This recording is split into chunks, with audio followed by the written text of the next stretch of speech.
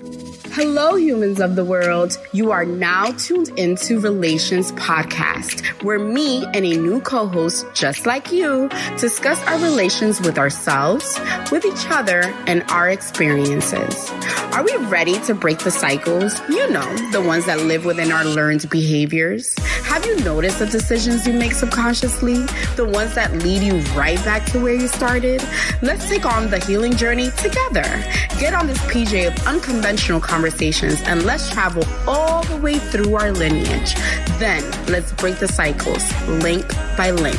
Ready? Let's do this. Hello, hello, hello. Welcome to Relations. Hello, humans of the world. Here we are again for another amazing episode. I want to thank everyone for supporting me, for just sharing everything I do, for just writing, for even listening, even if you're not saying anything. I just really appreciate you. So let's get right into this, right? We're here with another VIP guest. You guys know that's the best part of this whole experience. And let me introduce you to Courtney, Wonderful Laws. Let's get it together, you guys. At Wonderful Laws. She's a wanderer. She travels to amazing places. I can't wait for you guys to hear her experience and then just see her in her journey. So say hello, Courtney, to the people. Hello, people, or as I like to say, what's up, wanderers? Oh, yes. Okay. So let me tell you guys, I'm so excited for this conversation. This is going to be, I think, a healing one, a transitional one, and you get to kind of see how me and Courtney connect. So as we usually start, I usually tell you guys how we met. So Courtney and I are basically connections through marriage. Both of our friends, our good friends, are married, and we're friends-in-laws. Yeah, was that how they call it? I like that. Come on, friends-in-law. What can we say? Friends in love. Friends in love, yes. Even better. I love L words. Those are great. So we're friends in love, and we have so much in common. So I think it's pretty interesting how the universe works to just connect us anyway. Let's just get right into it. When we go through trauma, there is a change that happens, a change in your chemistry that, it's quite intense to get through, but inevitable. We want to share with you some of our experiences and ways we have been leading the process of rediscovery. So this episode is about rediscovering ourselves after some trauma. I think the world can definitely connect with this. If you haven't gone through personal trauma, we've gone through trauma together as a country, as a world, as a universe. And so, let's do this. So, Courtney, tell us a little bit about how you have lost parts of yourself or changes of yourself through your trauma and your grief. Absolutely. Okay, so just a little background on my grief and loss story, excuse me. Mm-hmm. So life was perfect, and then just life came at me fast starting March 2017. So I lost my grandfather, who was like my entire world, really more like my father. Mm-hmm. And so then after that, 6 months later, I lost my boyfriend. And then unfortunately, this cycle was not finished because 10 months later, I lost one of my best friends, Tamara, in July of 2018. So in that short time period, I had 3 major losses, and it hurts. And they say it comes in threes, which I don't know what that means. I hate it. I don't understand why that has to happen, because 1 is hard enough to get through, but to get to 3 so close and within the same year, I can't even imagine. Yeah. So what would you say are some things that you've noticed? Let's just start with the first one. What happened after the first one that you noticed within yourself that has changed? I feel a loss of love, especially like that love from a father. And so it's just been hard trying to differentiate, whether, you know how they say, what's the saying? Smile. Don't cry because it's over. Smile because it happened. But sometimes I question myself, like, and I know the answer. Like, I'm happy that it happened, that I had a grandfather that I was so close with, because there's a lot of people that don't even have a relationship with their grandfather or father. But sometimes the hurt, it's so excessive that I'm like, I wish I just didn't even have to deal with this pain. So from that, as well as like the other deaths that I experienced, like I started being impacted by anxiety, depression, post-traumatic syndrome, stress syndrome, and it's been a journey.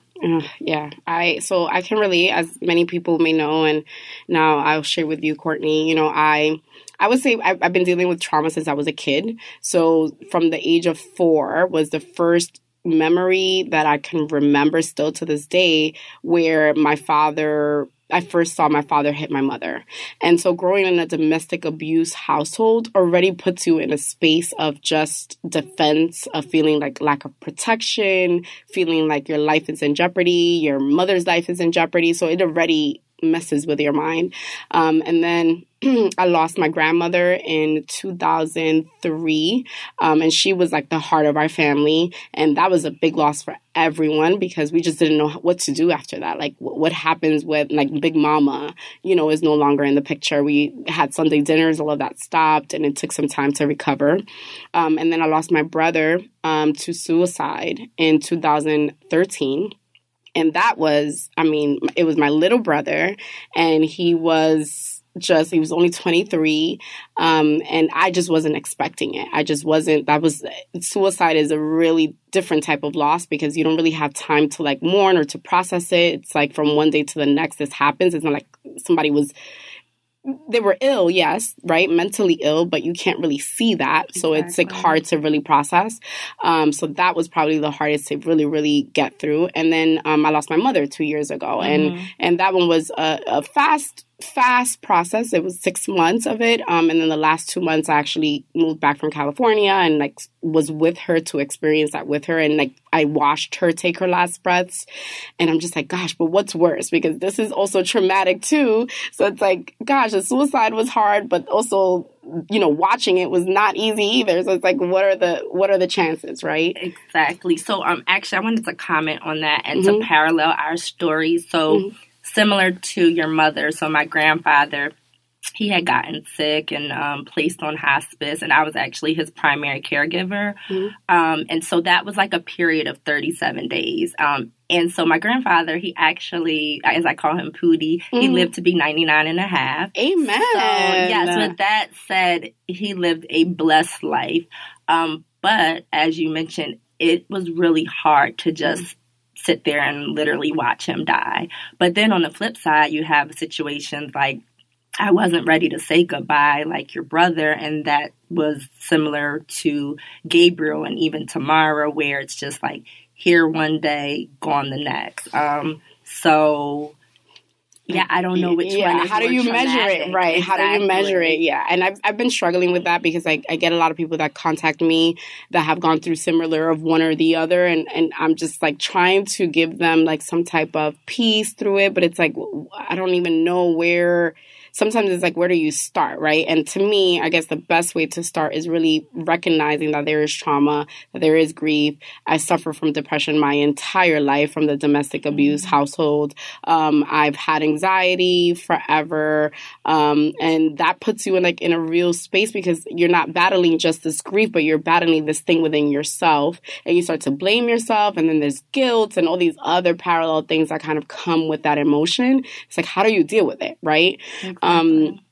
So what are some of the consistent practices that you do to deal with it? So consistent practices, I like to say, been fighting for my life, because that's what I've been on the search for, practices so that I can just stay afloat. So I have a daily morning ritual. So I wake up every morning, I pray, because my faith has been my anchor throughout this process. And I've always been a believer, came from like a religious and spiritual household. But my relationship with God has tremendously increased. So wake up and pray. I do my devotionals. I also meditate. Meditating, I never meditated before, but it does so much for the mind as well as like deep breathing exercises. So I'll like go on YouTube and look for guided meditation. Sometimes I use several apps like Insight Timer or even the Shine app. And that has been really helpful. Also, I've incorporated crystal healing in my practice. Ooh, we got to talk about that. Yes, as well as like, you know, all that good stuff. Saging, aromatherapy. I have to have my smells. Lavender to keep you calm. Chamomile, lavender, vanilla. Yes. If I need that boost, lemon or peppermint. And then I think most importantly, and maybe I should have started with this, but you know, sometimes we save the best for last. I have been going to therapy. Therapy has changed my life. I say the three things that have gotten me through this process, as I mentioned, is God, my loving support team, so my family and friends, and therapy. Like therapy, I still go to therapy to this day. At the onset of my trauma, I was going on a weekly basis. Now, since I have grown and healed, I'm on a bi-weekly schedule, but I still need it. And I've been in therapy since September 2017. So when Pootie passed, I didn't feel like I needed it. I actually was just using a support group at church, a grief support group, and that worked. But then again, with the sudden death, it just really took me out. So I started therapy like 2 weeks after he passed, and I've been in it ever since. Yeah, that's amazing. So I can express enough therapy, even for people, because I initially thought, well, therapy are for people that can't really express themselves. And so this is like a safe space to express. But now that I'm in a better space of expression, I still think that it's valuable for me to just analyze my thoughts with someone else that's like not like that's a professional that can help me gather my thoughts. That's really what it is. It's just somebody that helps you gather your thoughts, to really look at underneath those thoughts and where they're coming from, the source of them. I am an advocate for therapy. I also went to therapy. The first time I went was when I first moved to California. And then I went again after some trauma, losing my job.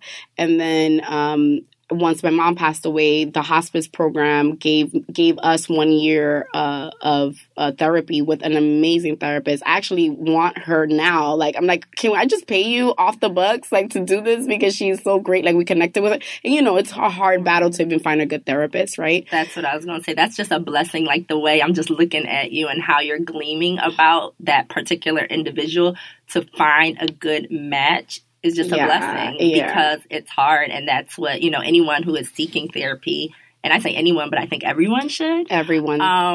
It's really a shopping around process. And so you have to be diligent. You know, don't settle for the first therapist if you don't feel like you match with that person. But therapy is, I'm going to take it back in a day, all that. Right. Therapy is all that. And I really wish, and I recommend to everyone, that if you can start going to therapy before the onset of trauma. Yes. Because therapy, it doesn't mean that something's wrong with you in all cases. But I wish I was going to therapy before the trauma started, to kind of just take a proactive approach. Agreed. I do think, even myself, I took, okay, well, something's happening, so let me go to therapy. And then I started realizing, like, no, this is maintenance. Like, if I find myself getting into depression and then finding like desperate, right? Because it's desperation to try to get out, and then finding a therapist, like at that point it's too late. What I need to do is find measures to stay out of depression to begin with. And that means consistently going and getting help, the way, you know, in all measures. I would say my biggest, since you hit all of the ones that I do right now, I'm struggling with meditation and my spirituality a little bit, because I'm not 100% accepting my mom's death, I realized. And so I've kind of been subconsciously kind of pushing away from my spirituality. I've been feeling super grounded, which I think it's part of this process. So I'm just trying not to like stress about it. But I am the self-care queen. Yes, I just proclaimed that. Yes, self-care first. I am going to my chiropractor twice a week. I am getting massages twice a month. I am going to the Korean spa like quarterly. I am getting mani-pedis very consistently. I was going to say that. I see you got the nice nails, and you see I love me a nice, pretty mani too. Listen, I am all about this. Vitamins. These are my real nails. I grew this out myself. Yes, it's so exciting. I like foot massages whenever I want one. I get my hair done, and I do deep treatments. I get facials. When I tell you, I take like maintenance for myself. I was talking to Andrew yesterday. He mentioned that LeBron James spends like $1 million a year just on his like self-care, like for his maintenance. That's decent and gold. And I was like, well, that's like definitely me. I just need more money, right? But I am definitely investing lots of my money on myself, like my physical self, like that just helps my spirit, that helps everything. So I commend anybody who hasn't slept, who hasn't prayed, who hasn't meditated, who hasn't done yoga, who needs a massage, who needs a facial, whatever it is that brings you peace and calmness, like invest in that. Like we invest in the sneakers and like the concerts and the bag and the purse, all this stuff. Those are just things. There's nothing more pleasurable than you spending your Sunday getting a massage or spending your Sunday getting a facial or something for yourself. So I urge everybody to go do that. So how do you express yourself to others through this process? I know that that's like the elephant in the room, right? Like you've gone through this thing, and to me, it's like whenever somebody asks me about my mom or about my siblings, I'm like, I'm going to have to like talk about this, right? And it's getting a little bit better, but it's still this like, feeling. Right. So how do you deal with that? So I think something key to set is boundaries. I'm a big boundaries person in life. So I only share as much as I want to, but I also think I'm pretty transparent with this journey. Hence the reason that I created Wonderful Laws. So Wonderful Laws, it's a brand that I created, and it's about travel, living well, and trusting the journey. So the travel piece, travel therapy has been part of my therapy. Amen. We didn't mention that. That's and that's a big piece. Huge. I thought about it after. But so I've always had a passion for travel, but it increased since my grandpop and then specifically Gabriel passed away. And Gabriel is your boyfriend. Yes. So with that said, the wandering piece, so it's, of course, about physically traveling, but also realizing that we wander emotionally, mentally, and spiritually. So I've been sharing a lot of my story via Instagram, on my stories, on the feed, just trying to inspire others to, again, trust the journey, even though sometimes, as you mentioned, it's hard to accept. And that's okay. And I think that we should give ourselves grace and do everything in your time. Don't ever let anyone rush your grieving process. Or even yourself. Like, I'm trying not to guilt trip myself over it. It's like, it needs to be taken in bits and pieces, and I can't just like all the way take it. Maybe this is something that needs to take time, and I have to just accept it. Exactly. So yeah, that's how I've pretty much been sharing. I've had I still have very supportive friends and family, which I can use them as, a venting board. But also I do plan on launching a website, which will have a blog, or as I would like to call it, my journal. And on that platform, I'll be sharing more and sharing tips on how to deal with these life circumstances, these life crises. As I mentioned, giving tips like about what aromatherapy concoctions I'm using and, what therapy pages, because, back to the therapy piece, I know that the money portion as far as the fee therapy, it can be very expensive. Trust and believe. It's an investment. But there are some reasonable platforms, like I believe it's called Talkspace. And then even something as simple as following a therapist's page, like on Instagram. Now, I don't think that should replace therapy, but sometimes you got to do what you got to do until you can actually make it there. Yeah, and there's I think her name is Dr. Jessica. Okay. She was on the Breakfast Club, and she mentioned, like, just DM her, and she's open to, like, give you feedback, even if you can't really book a session with her, or even if you're not local in New York, she's open to receiving that. So I think that there's a lot of people, especially because she's African American, she wants to help the Black community. Okay. So she's like, whatever you are, if you need just something, a sounding board, like, just message me. That's awesome. So I think that there are people out there that really are willing to be open and share, or at least help somehow, because it is a very financial, and but sadly enough, it's not covered by insurance and things like that. So it is, and you're essentially paying for that professional's time. Right, and it's time, and they deserve their money, for absolutely. Sure. It's not an easy job. I could only imagine. So it's because these things are so heavy, right? The trauma and the pain and all of these things. Like, what have you learned from these experiences? I think that sometimes when we're in pain and we're like, oh, we're in a very victimized type of mentality, where like, this is happening to me, and like, there's nothing that I don't deserve this, right? This shouldn't have happened, and period. Like, I'm just over it. And it's not often that we take the time to think, okay, what do I have to learn from this? What do I have to, like, take on from this experience? So have you spent time thinking about that? Yeah, I have. So one takeaway is that I'm not the first person to go through this. And not to sound insensitive to anyone else's situations either, but our last point, I think that is why it's so important to share your story, because then you find other people like you, Melissa, that have went through similar circumstances, and then we can lean on each other. And I think the key to this journey is just knowing that you are not alone. And we're all going through this life journey. I mean, it all may be a little bit different, but together. And we need to use each other as a support system.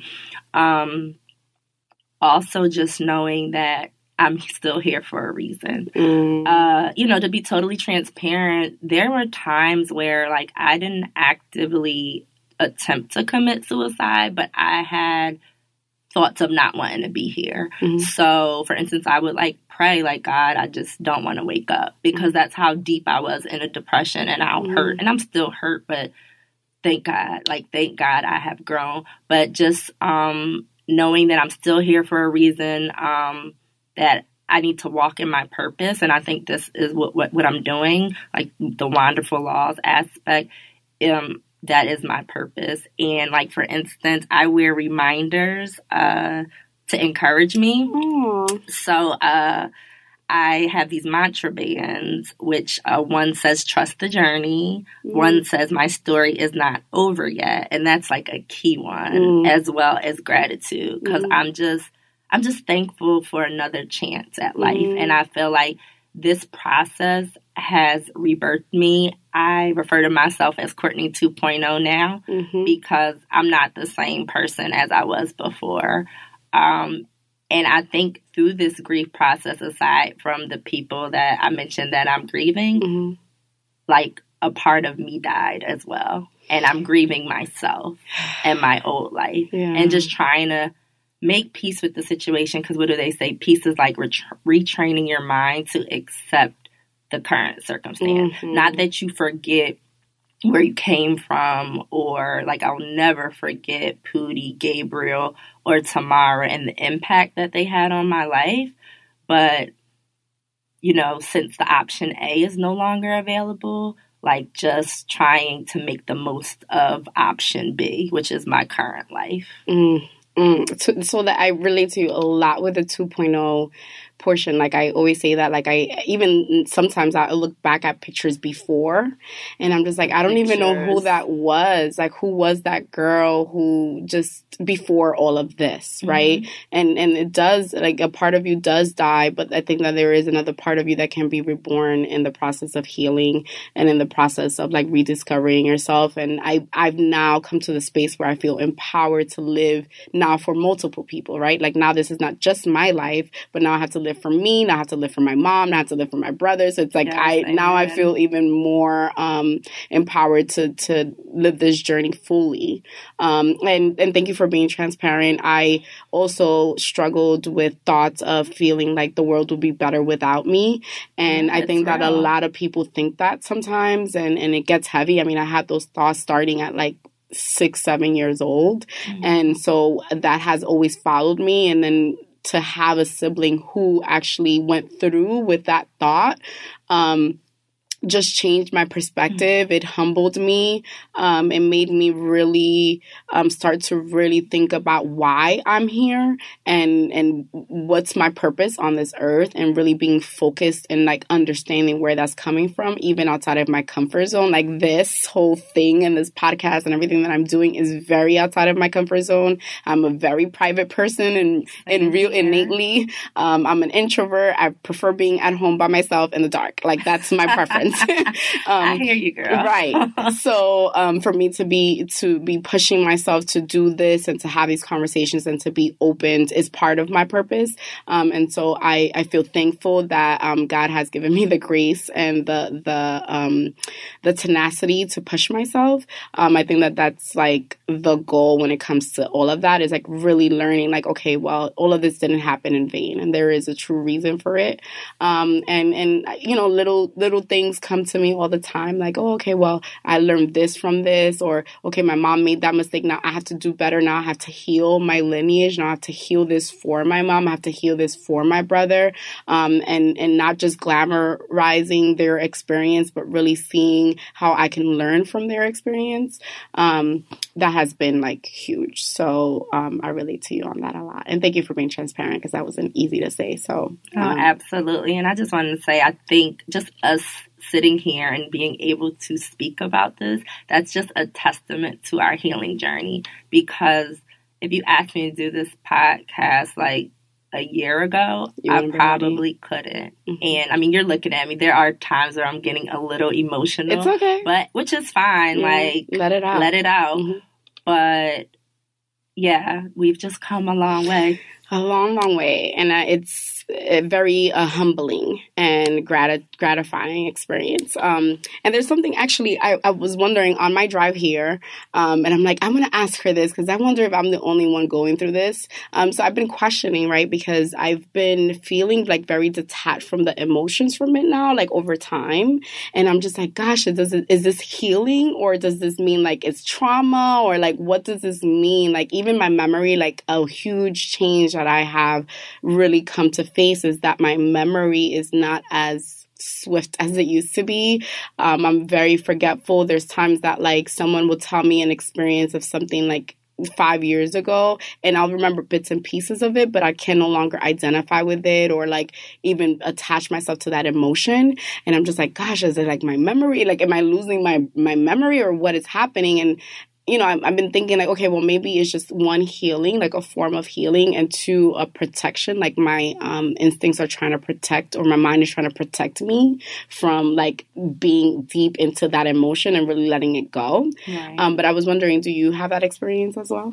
Yes. So let me see if I remember everything you said right now. It might have just hit, but to answer your question, I totally get what you're saying. So I think two parts. I deal with like becoming or feeling detached from the feeling sometimes, and sometimes I feel guilt for not feeling bad or not feeling those bad emotions. Yeah. Or feeling sad anymore. I mean, I still have my days. I still have my moments. I mean, I have breakdowns still. I still say that this is a moment by moment journey. Mm-hmm. But sometimes the guilt sets in, and I've talked to my therapist about that, but she says it does just show your growth and your healing. But I do feel like my cognitive skills, or I know for a fact, have been impacted by this process because, I mean, in the beginning, I literally couldn't focus. I literally could not read sometimes. And so now it's like I have to write everything down. I live by my calendar. Yep. My productivity is low or lower. It's getting back up there, but it still isn't where it used to be. I haven't really shared this a lot on my Wonderful Laws platform, but I've actually been on disability since September 2017 because I just needed to take it and the benefit was there. And I just know I could not work like how I used to work.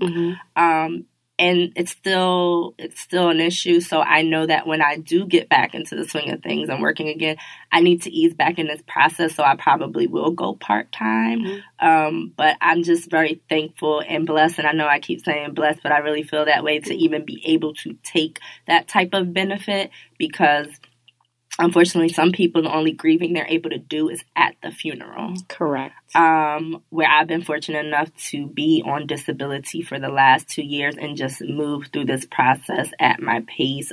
But of course, as I mentioned, I'm still utilizing all types of tools, specifically therapy, to help get me through. That's for sure a blessing. Not many people have that, but good for you for not, because I think that I could have had the opportunity to take off time, and maybe my ego or my pride was like, no, you got to keep moving and you can't stop. And I forced myself. And I think maybe things are the way that they are. And I still feel blessed. I still feel like, I'm growing in the level that I can. But maybe my, cognitive skills and all these other things could have been better if I would have taken more time for myself. Like with my mother, I only took off a week, and then the next week I was back at work. Yeah. And with my brother, same thing. And so I think it's just valuable, please, if you feel like you need more time, like don't guilt trip yourself for thinking that you're not strong enough, or it means you're weak, or whatever it is, the stories that you tell yourself. Really understand that you're human and that this is a very intense process, grief, loss, trauma of any kind. So just, be gentle with yourself and be able to just tell yourself it's okay, and I deserve something good, and I deserve rest, and I deserve to just turn off for a little bit. We don't have to be hustlers all the time. Yeah. So how are you healing? How is Courtney 2.0 healing her lineage? How am I healing my lineage? I think, again, by just sharing my story, encouraging and inspiring people, specifically the wanderer community, because I think everyone in their own way is a wanderer. Like I said, whether it's from the physical, the emotional, mental, or spiritual realm. So by just encouraging people to take therapy, to use these different wellness tools, to read self-help books, to travel the world. Travel is the number one amazing thing in life. Exactly, because you just get to know yourself, self-reflect, also get away from the scene of trauma, because we know triggers are real. Mm-hmm. And so just getting to explore the world, and then, I like to say, I've been on an eat, pray, love travel journey. And so I've just learned a lot about myself, met a lot of dope people through this experience.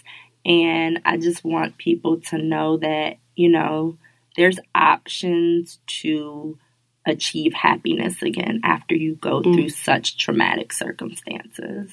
Amen. Amen to all of that. I would say travel. I'm going to just stick on the travel bandwagon for a second. Traveling, at this point, I don't travel for fun or for vacation. At this point, I travel for my sanity. Amen. I'm traveling to stay mentally stable. I think that there's nothing that replenishes me and refreshes me and allows me to touch parts of my being like traveling does. So if you can just get up and go anywhere, further away from your environment, your comfort zone, your what is it called, regimens, and your constant process of your daily life, and just step away from it for a weekend, 4 days, a week, whatever. I think it's the most important thing that you could do for yourself. And I don't want to hear that you don't have the money or all of this. Like, none of us are rich. I'm not rich. No, Courtney, are you rich? We're not rich. I always talk about, actually on my platform, travel more, spend less. Right. So, different little flight deals or what you could do to save money for travel. Okay, so we're not rich. You don't have to be rich to travel. I don't know who told you that it's not real. Really, all you have to do is prioritize it and prioritize yourself and save, learn budgeting, learn that a purse or a new pair of Jordans is not what's going to fulfill your spirit. And if you can do that and practice that consistently, there's no reason why you can't take a trip anywhere you would want to go. So, and this world is amazing. So you guys should go check it out. So, Courtney, tell them where they can find you, how they can connect to the Wander life and to the community that you're creating. Absolutely. So you can find me on Instagram at Wonderful Laws. Also have a Facebook page. That's Wonderful Laws. Pretty much Wonderful Laws everywhere. Just Google it and you will see all of it. Yes, Wonderful Laws. And then, as I mentioned, I am launching a website this month, and that will be www.wonderfullaws.com. So check it out, and you can even sign up for the mailing list. Amazing. Well, thank you so much. This was fun. This is healing. Thank you for the opportunity. I feel refreshed. I hope you do. Yes, okay, liberated, and we're even closer. What we said, friends in love. Look at that. We're friends in love. Yes. I love that. So thank you for being here. Thank you, everyone, for listening. I will be providing all the details on how to follow Wonderful Laws moving forward. And till next time, later. Later. Thank you so much for listening. Remember to subscribe and follow on iTunes, Spotify, SoundCloud, and YouTube at Relayshons Podcast via The Diary of MR. M as in Melissa, R as in Rosario. And now, the best part, here are the after credits, a message from my co-host.